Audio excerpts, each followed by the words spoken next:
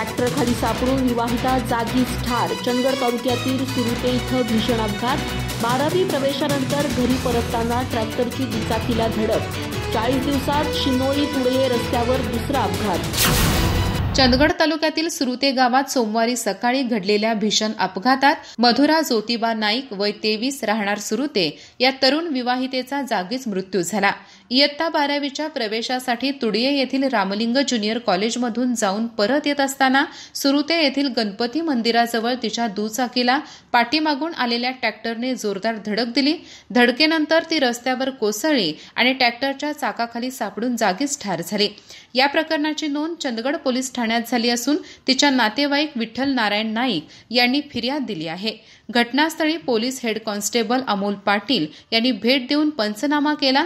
त्यानंतर मृतदेह उत्तरीय तपासणीनंतर नातेवाईकांच्या ताब्यात देण्यात आला. दरम्यान शिरोळी तुडिये रस्ता अत्यंत अरुंद असून वाहनांची वाढती वर्दळ लक्षात घेता नागरिकांनी रस्त्याच्या रुंदीकरणाची वारंवार मागणी केली होती. मात्र सार्वजनिक बांधकाम विभागाने याकडे दुर्लक्ष केले आहे.